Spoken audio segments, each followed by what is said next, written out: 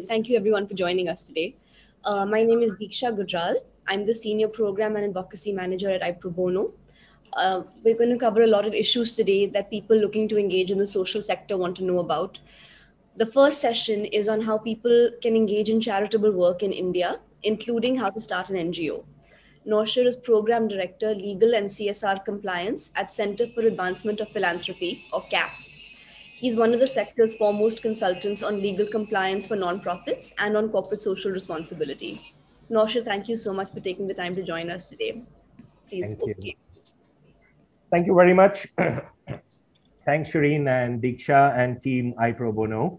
I will just try to share screen. All right. Well, I have about 40 minutes to run you through this very short PowerPoint of about 15 slides. And this is tell you how to start an NGO.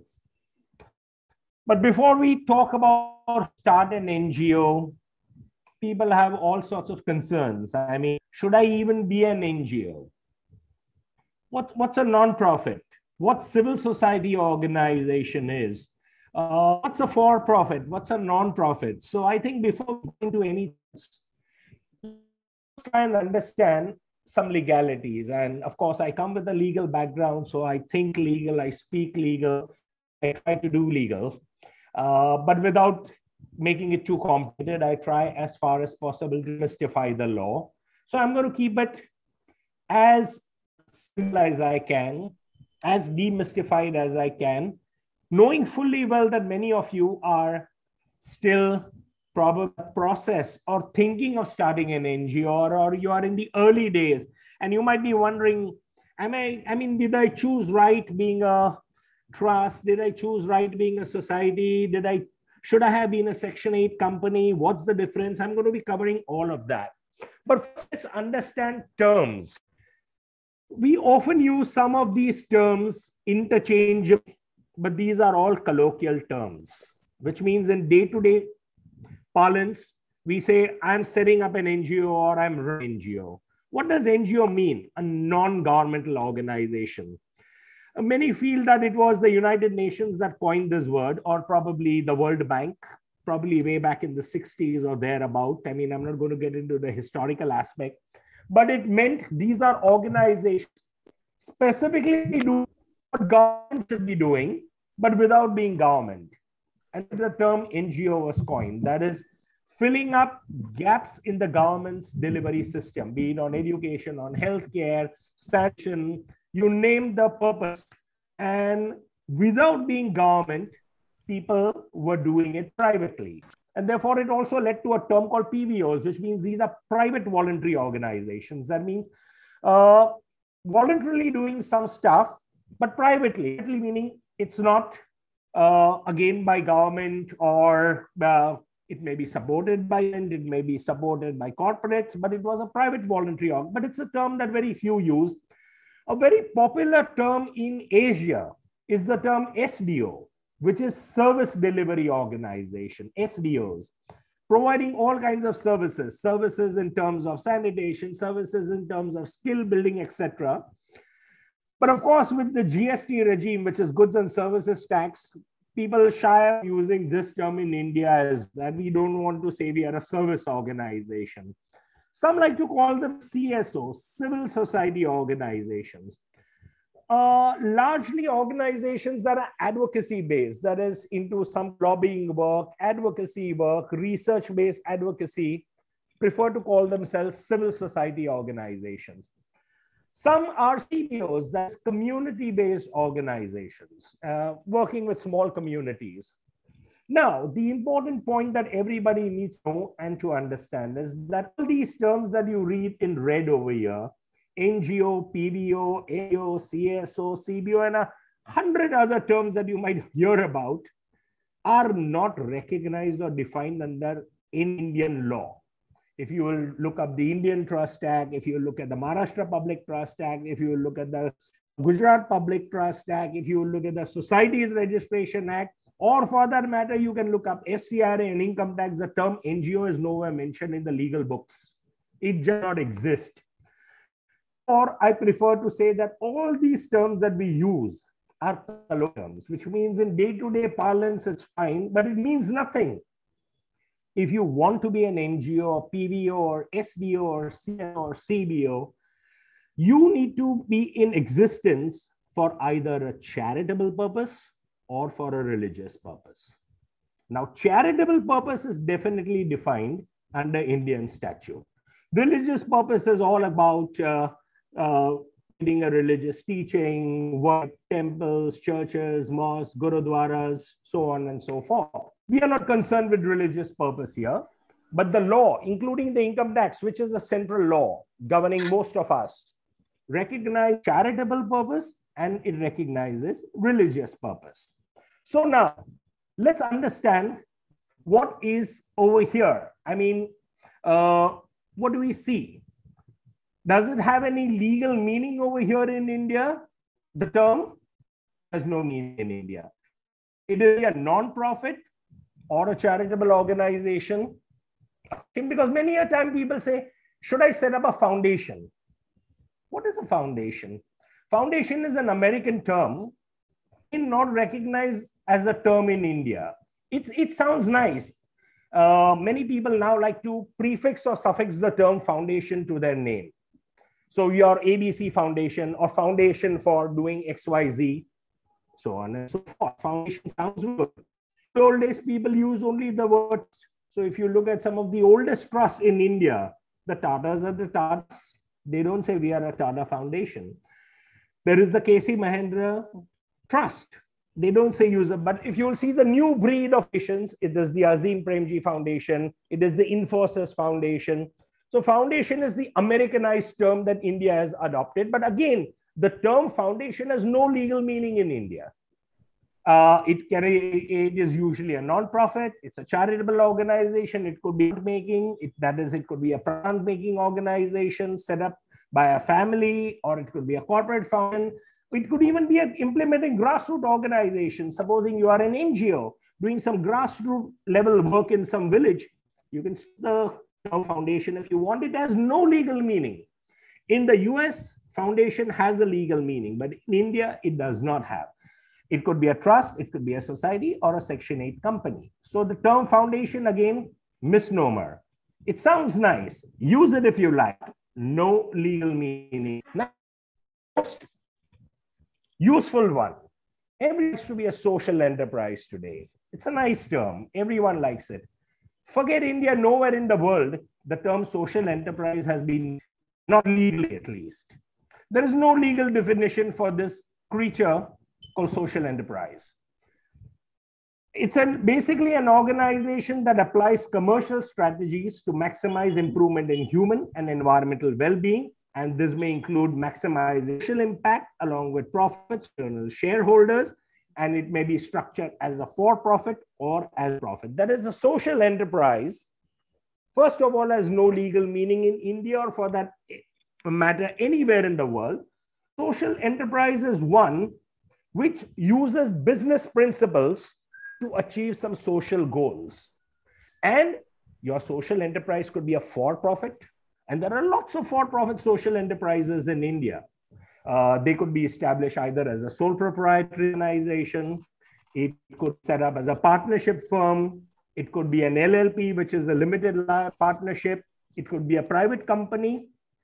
In rare cases, it could be even a public limited company with shareholding, etc. But we have not reached that stage. But essentially, if you are a for-profit social enterprise, you would choose to be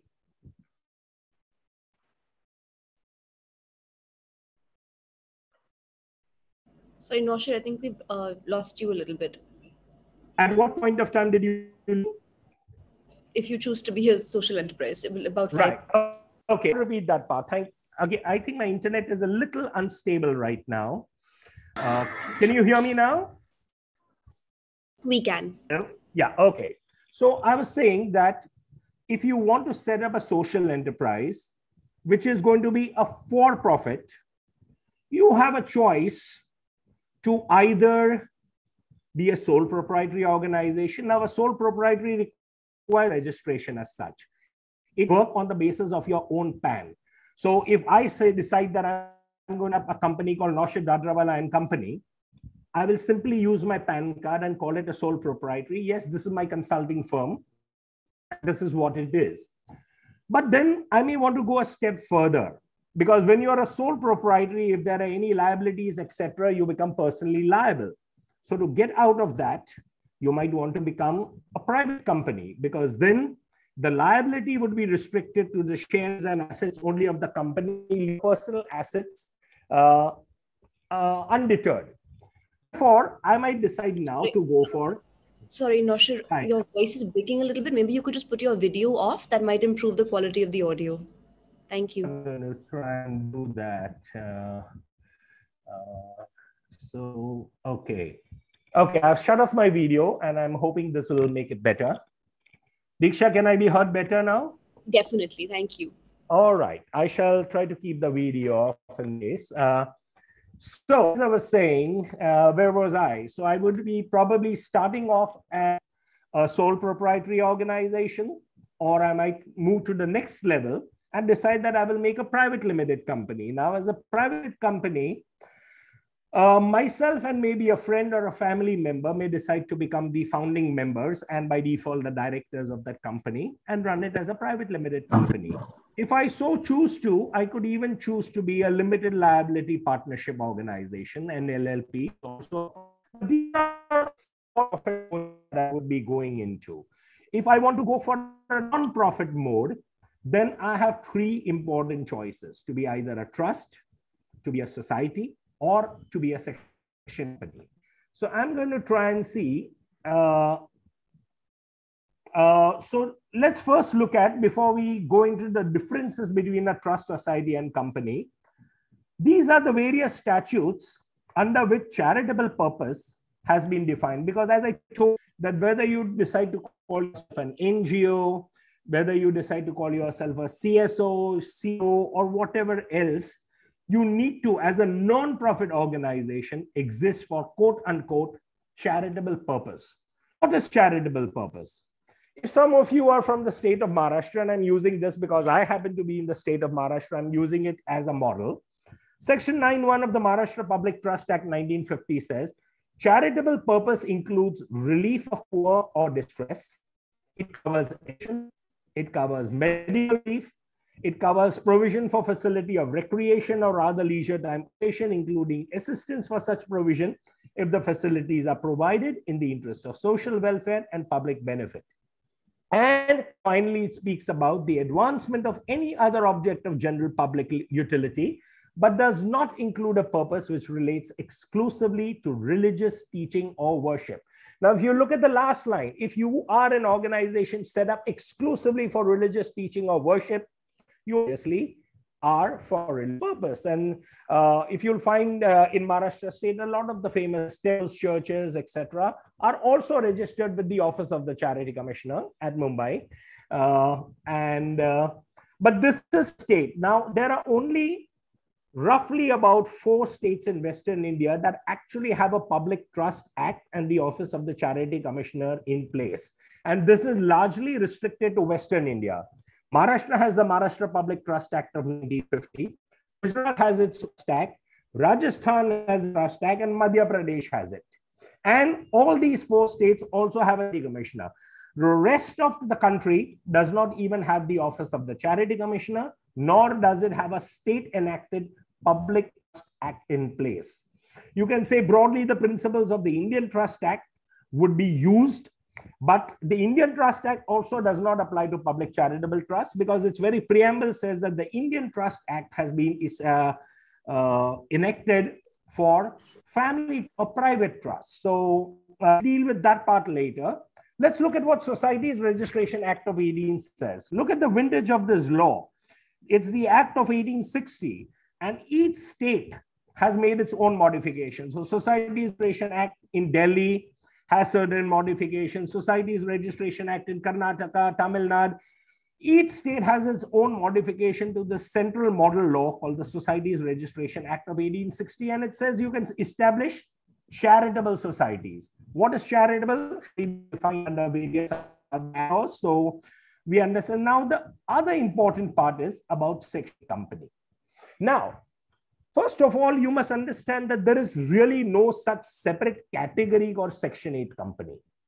Section 8, by the way, happens to be a provision or a section within the Indian Companies Act 2013. And this is what Section 8 of the Indian Companies Act of 2013 says. The central government may issue a license to a limited or a private company having as its the promotion of commerce, promotion of arts, promotion of science, promotion of sports, education, research, social welfare, religion, charity, protection of environment, or any such other object, and intends to apply its profits, if any, or other income in promoting its objects, and intends to prohibit the payment of any dividend to its members. The whole concept of what is a non-profit is very under this law. What profit mean? It doesn't mean you have to be a loss-making organization. Many people say, as a non-profit, I must not show any profit. Please, that's a myth. There is no such thing. Non-profit simply means there is no profit distribution. If your company has made a profit, then the profit is plowed back into the organization to further the charitable objects, and no dividends are paid to the founder members or ordinary members or to the directors, etc.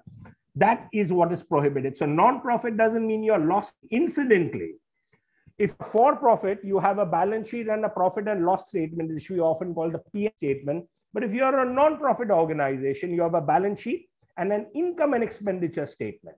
You do not have a P&L statement. In a non-profit, you do not have profit or losses. You have income, which can come through donations, grants, etc. And there is expenditure on the objects of your organization, expenditure on your admin expenditure, etc., etc.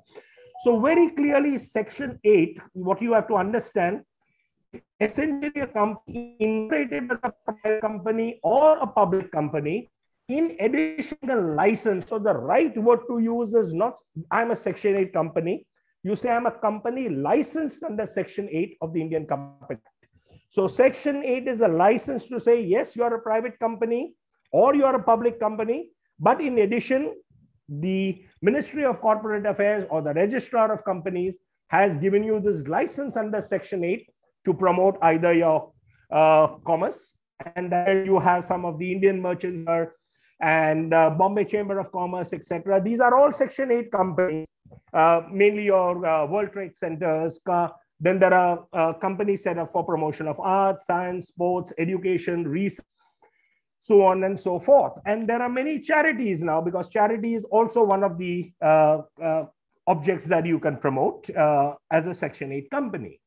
Now, this is perhaps the most important piece that you need to understand. Can I be heard properly, Diksha? Your voice is breaking on occasion, but I don't think there's anything we can really do about that. But I'll tell you if it's a prolonged period of breaking. All right, I'm really sorry about this. I mean, internet is what it is these days. Thank you. Yeah, I'm so sorry about that. All right. So, charitable purpose, as defined under the Income Tax Act, is the most important bit for everyone to understand, because income tax is a central piece of law. It applies equally whether you're in Delhi, Chennai, Bangalore, Calcutta. It's a central piece of legislation applicable uniformly throughout the Republic of India. And it's the same law that is applicable to you regardless of whether you are a public charitable trust, whether you are a society under the Act of 1860, or you happen to be a company under Section 8 of the Indian Companies Act. So let's understand what is charitable purpose under the Income Tax Act. I repeat, it's the same applicability whether you're a trust, society, or a Section 8 company. What does the law say? Section 215, that charitable purpose includes the relief of poor, education. Yoga was inserted along with education by Finance Act 2015. So yoga prior to that was under category number 6, that is the advancement of any other object of general public utility. So relief of these charitable purpose. Education and yoga is now charitable purpose. Medical relief, so you can have all hospitals, etc. Preservation of environment, including watershed, forest and wildlife. Preservation of monuments or places or object, artistic or historic interest, and the advancement of any other object of general public utility. The last one, the sixth category, is good and bad in both its way. Good meaning it covers a wide gamut of activities that can where you involved in general public utility. For example, my organization, the Center for Advanced Philanthropy, it deals with none of the causes 1 to 5. We are not into relief of the poor. We are not into education or yoga. We are not into medical relief, in preservation of environment. We are not on monuments, but we provide capacity building for the non-profit sector. And we fall under this category of advancement of any other object of general public utility.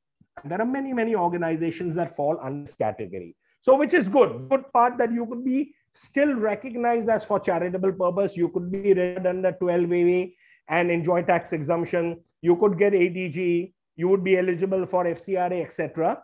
But what is the downside of being under category number 6?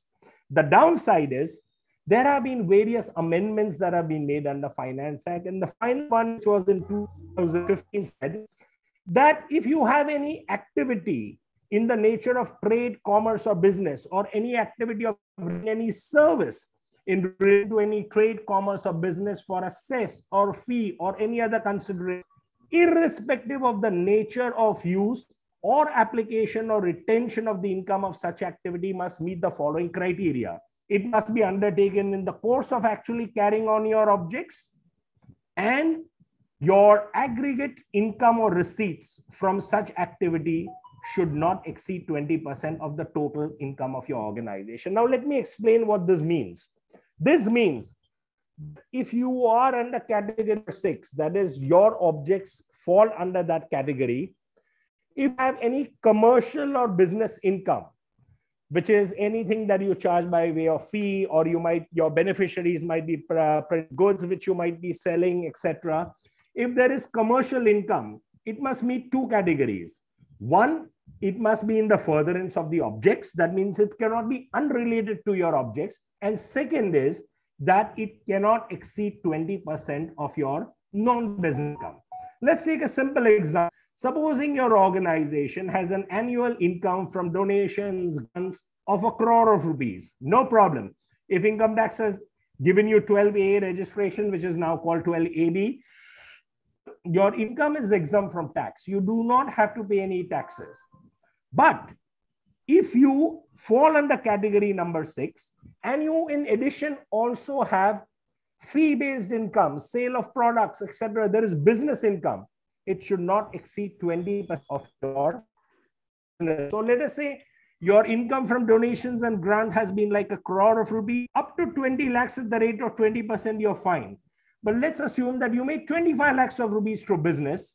In that year, your pay registration, which is your income tax exemption, stands suspended in that year. And in that year, your total income, including your donations and grants, will become liable to taxation. Of course, you do not get deregistered. You're not treated as some kind of an illegal organization. In that year, incur a tax liability. So now, without much ado, coming to the final part of it, to talk to you about some of the differences between a trust, society, and a company, because this is something that people often are concerned about. So what I've done for everyone is I've drawn up 3 columns. The first column is about trust, the second is about society, and the third is about company. So the first question that we can ask is, what is the Registration Act that will apply to me if to be a trust? Now, I've left it blank because it is all very subjective. If you have been in the state of Maharashtra, for a trust, it will be the Maharashtra Public Trust Act. If you happen to be in the state of Rajasthan, it will be the Rajasthan Public Act. Perhaps you are in a state where there is no trust act in place. All you will do is you will create a trust deed and register the trust deed under the Indian Registration Act, and you'll get a registration number by the Registrar of Deeds, or what is called the Sub-Registrar's Office in India. The Registration Act of Society you will be registered under the Societies Registration Act 1960 as applicable in your state. Unfortunately, in the state of Maharashtra and Gujarat, every society also has to be registered or by default gets registered as a public charitable trust. If you are a trust, you remain a trust. But in Maharashtra and Gujarat, if you try to register as a society by default, the Office of the Charity Commissioner also registers you as a public charitable trust. This is something that has been around since the year 1980. Very little can be done about that. And the Registration Act, if you happen to be a company licensed under Section 8, obviously will be the Indian Companies Act of 2013. Now, who's the regulating authority? If you happen to be in those 4 states, Maharashtra, Gujarat, Rajasthan, and Madhya Pradesh, it will be the Office of the Charity Commissioner. If you are a society, the regulating authority is the Registrar of Society of your state. And if you are a company licensed under Section 8, it will be the ROC or the Registrar of Companies. When you want to start, do you need a name approval first? In Maharashtra state, there is no process for name approval. In fact, several organizations seem to be having common names, etc., which is rather unfortunate that you might have somebody called PC Foundation registered in Bombay and also registered in Pune, and there is no kind of a name approval check. Ditto for society. But under the Companies Act, one of the first things before even registering yourself, you have to go through a name approval process where you have to give a choice of 1 + 4 or 5 names, and in that order you are given a name, and the ROC actually verify that there is no other company registered with on the database of the ROC with that common name. Of course, you are disallowed from using certain nomenclatures like Union, Central, India, etc. There are these taboo titles as well, which you cannot use in the name of your trust. What about the board? In a trust, your board would be the board of trustees. You would be calling them board of trustees. In a society, you'll probably have members of the governing body. In a company, you will call them the board directors. So the titles again change, but it's still the governing board.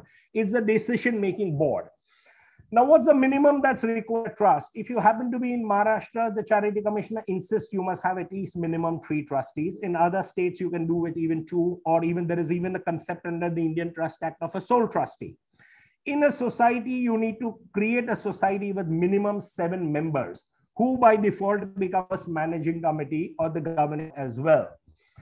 Members of the board, if you have been incorporated as a private company, you'll need minimum 2 board members, that is 2 directors. And if you have been incorporated as a public company, minimum 3. And members, that is the people who actually started as members, as stakeholders. There is no concept of membership in a trust. In a society, as I said, 7 members create a society, who by default also become the first governing body of the organization. In an incorporated private company, minimum 3. But if you are a public company, you'll need at least members to incorporate your public company. Now, here is the interesting bit. Where income tax is concerned, whether you're a trust, society, or a Section 8 company, it's the same 12AA and it's the same ATG. No preferential treatment given if you are a trust or a society or a Section 8. You will fill up the same form number 10A to apply for 12AA, now called 12AB, same ATG. There is no preferential treatment if you are a trust, society, or a company. For FCRA, you will have to apply to the Ministry of Home Affairs. Ministry of Home Affairs will not give you any preferential treatment if you are a society or a company. They are indifferent to your choice of registration. Even with regard to commercial activities, many people seem to live under the myth that, oh, you know, as a Section 8 company, I'll be able to do business and, you know, I'll be able to enjoy all kinds of benefits. It's the same 12A, it's the same ADG. If you happen to be an organization that will fall under category number 6, any other object of general utility, that same provision will apply to you, that your business income cannot be more than 20% of your non-business income. So regardless if you're a trust, society, or a company, income tax will give you the same treatment. FCRA will give you the same treatment. And for commercial activities, if you fall under category number 6, it's the same treatment. So if you want to look at it, there is no special treatment that you get as a trust or company. Coming to probably this happens to be the final slide. Where GST is concerned, again, trust, society, or a company, if your turnover of service is more than 20 lakhs annually, or turnover of goods is more than 40 lakhs, GST, you will have to register under GST.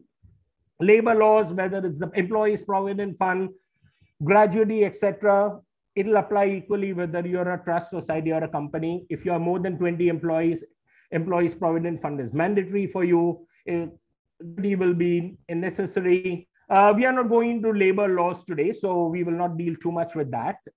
Board liability in a trust, the trustees can be held personally liable.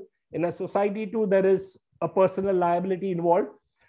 The only advantage of a company is that it provides limited liability. By limited liability, it means that any liability that is incurred is restricted to the share capital of the company or the assets of the company. The personal assets of the board of directors cannot be attached. This is one of the plus points of being a company.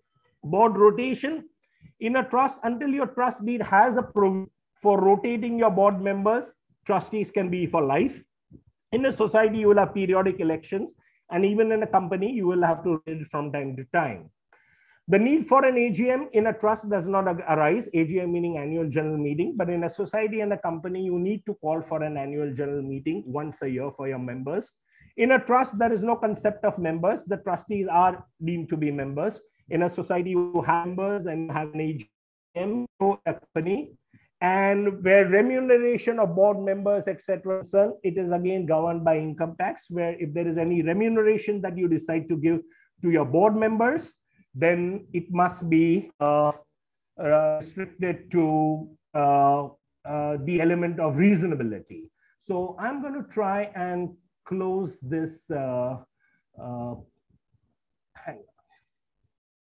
I've finished the PowerPoint, so I'll just try to close presentation and video on. No, sure. I think if you click on the share screen button, it'll stop sharing. Yeah, stop share has just popped in. Yep. Thank you very much. I'm sorry if my voice has fallen time to time. I mean, apologies for that. Just probably net. So yeah, I think I have been in good time. As promised, 40 minutes to talk to you about setting up. I hope I've not made it too complicated or so I will now leave room roughly about 15 minutes for the Q&A session for people who might be having questions. So Diksha, would you kindly anchor this part of the session to me with the questions? Thank you. And before I do that, let me just remind everyone that we're also going to be sharing notes, a comprehensive summary of your seminar. So in case anyone missed anything because of the voice breaking, you can just have a look at the document we circulate in a couple of weeks' time. Hopefully that should answer any questions. So Naushad, I'm just going to look at the chat box and ask you a few of the questions that have come up there. Certainly.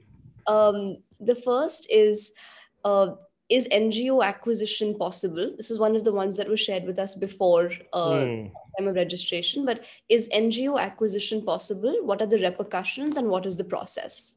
So there is no acquisition as you find it among companies of acquisitions, but what happens at a practical level is that you might find an organization, whether it's a trust Section 8 company, and it has run its course and people are just now tired of running it.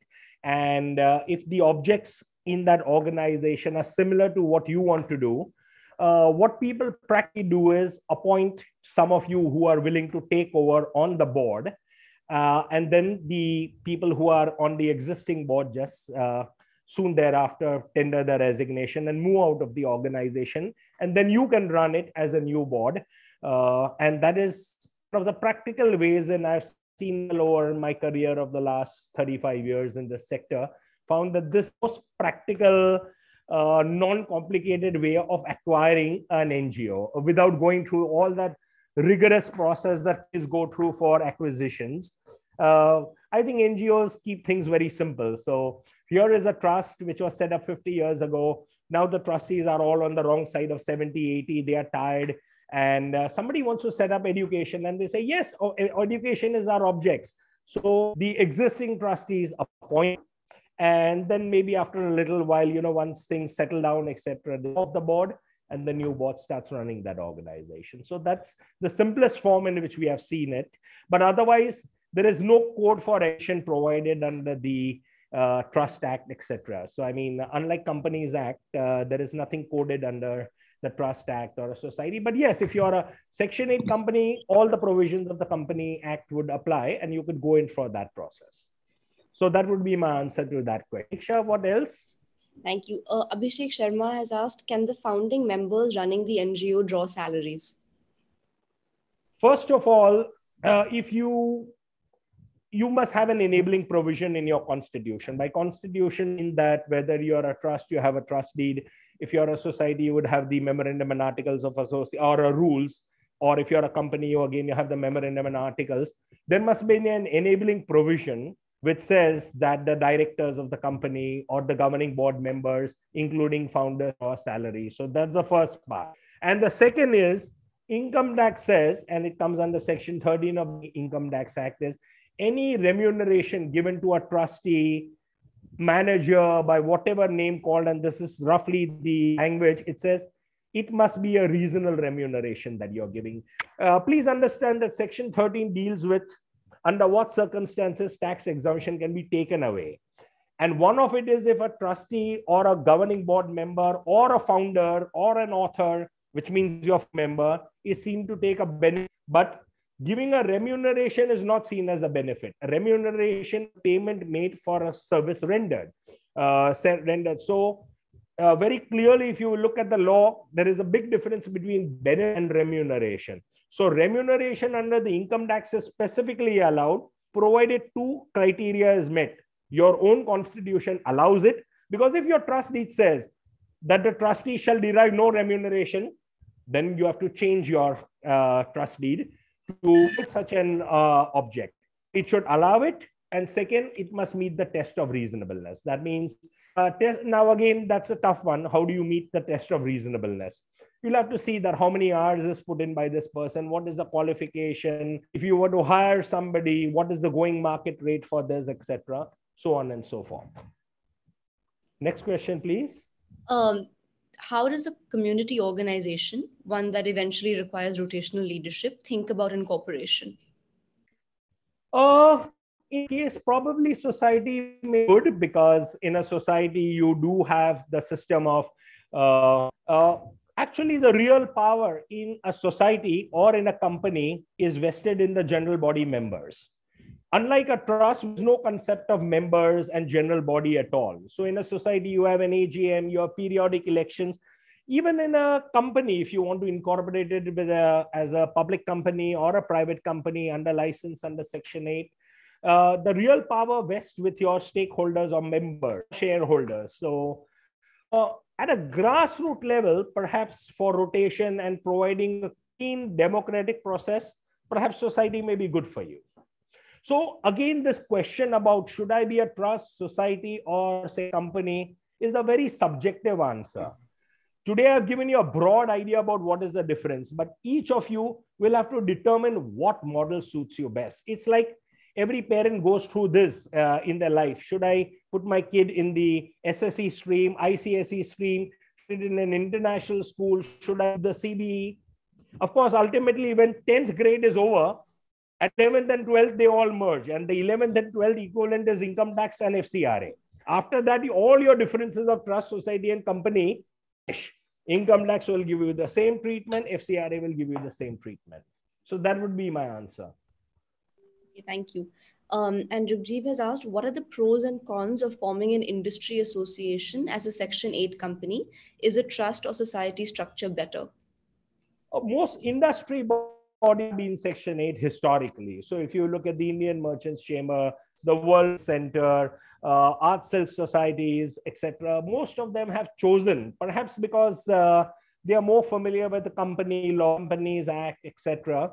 But this is not to say that there have not been producer companies, etc., that have also chosen the society route, etc. And in rare cases, we have also found them to be registered as trusts. So, but by and large, historically, the more well-known industries have usually chosen Section 8 as their preferred choice of incorporation, registration. Thanks, Naushad.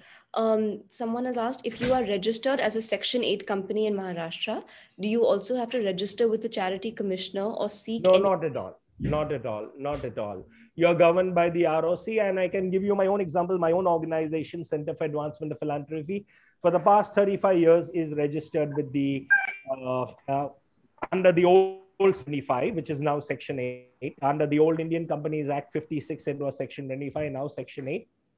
Never had anything to do whatsoever with the Charity Commissioner's Office or the Maharashtra Public Trust Act. And there are various other Section 8 companies, and the more famous one happened to be Dasra and Magic Bus and all of them. None of them have anything whatsoever to do with the Charity Commissioner's Office. Okay, thank you. Someone has asked, if a trust is not taken over by a new board, who do the assets of the trust vest with in case demise of all board members? And I'll also add to that, in case the trust or the charity is being wound up, what happens in that situation? Depends which state you are in. If you happen to be in the state of Maharashtra, there is a regulating authority called the Charity Commissioner, who would probably put an administrator for the time being, or look at the trust deed and see what are the requirements and then appoint trustees, etc. So if you happen to be in Western India, such as Maharashtra, Gujarat, Madhya Pradesh, the Charity Commissioner. In other states where there is no Charity Commissioner, generally, lots of law are seen to be the guardians of charitable trusts. So usually the High Court of that particular state.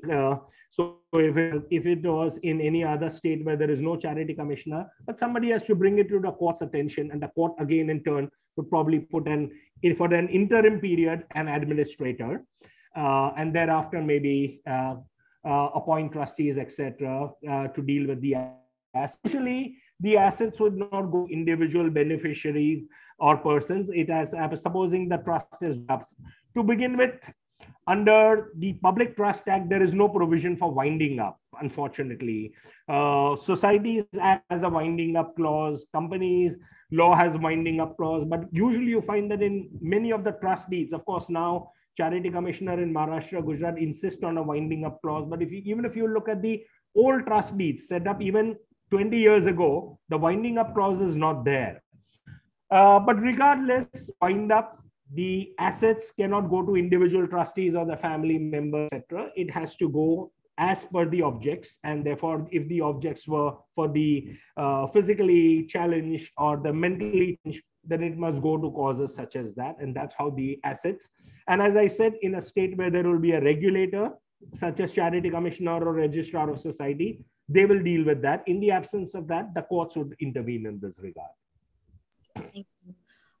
Is providing EPF essential for non-profits? Yes, indeed. If you have more than 20 employees, then this act is a social security legislation and applies over. You cannot say I'm an NGO and therefore I'm exempt under EPF. EPF is mandatory if you have 20 or more employees in your organization. And this is made very clear. There have been even Supreme Court judgments in this regard, that it's a social security legislation, and it applies of its own force. There is nothing to exempt NGOs. You can't say I'm charitable, I have no money, etc. I mean, that's not use at all. It And I'm guessing this is the same situation for Section 8 companies as well. Absolutely, absolutely. Whether you're a trust society or a Section 8 company, if you have more than 20 employees, this law prevails. Right. And can a Section 8 company change its vision or mission at a later date? Yes, there is a process for changing the objects. You will have to follow a process of calling an extraordinary general meeting of your members, pass resolutions, apply to the ROC. And yes, you can change your. The other part just come in with amendments to the income tax says if you have changed the objects, you will also have to reapply to the income tax for your tax exemption under 12AA.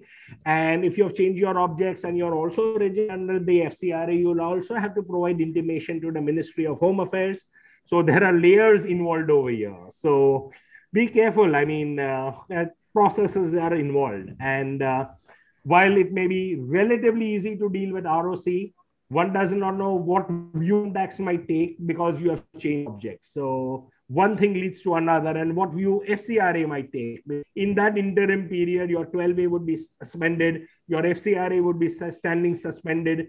till the different ministries look at whether your objects are fine or not. So I would urge you to exercise caution in this regard. If you change any other things in your articles or the rules, that is fine. I mean, you say that, let's say you're a society or a company, and you want to extend the maximum number of your board members or the minimum numbers, all that is different.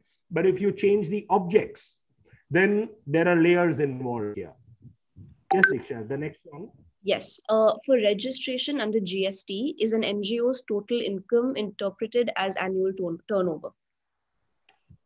GST speaks about supply of service and supply of goods. So if your supply of services exceeds 20 lakhs in any financial year, or supply of goods exceeds more than 40 lakhs in any fiscal year, GST, you will have to register under it. The good news under GST is it's not a financial liability on you.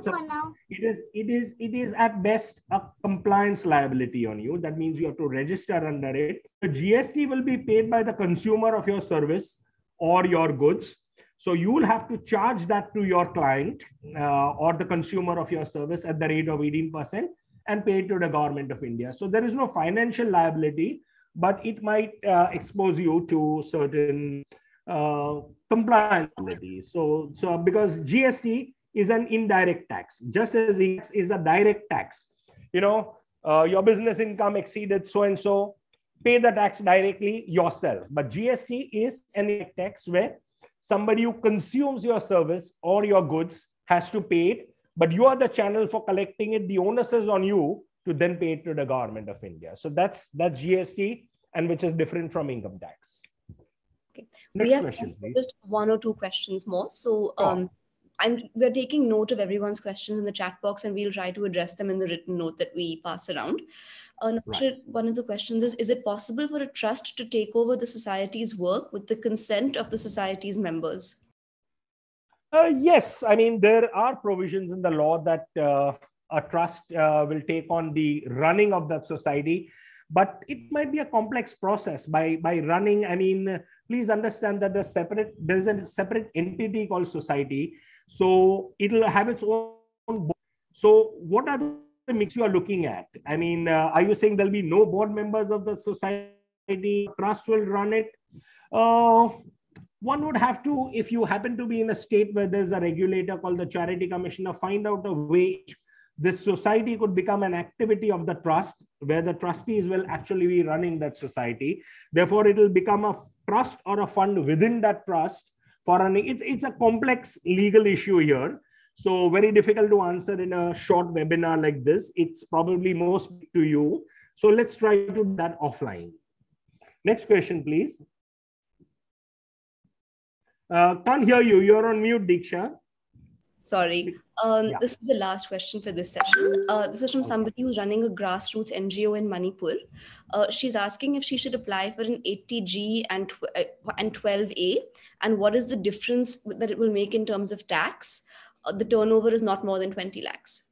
No, this turnover of more than 20 lakhs, etc., is about GST. Please, an income tax is different from G.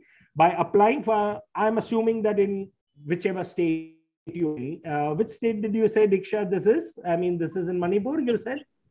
Yeah. So let's assume that you're a society over there or trust.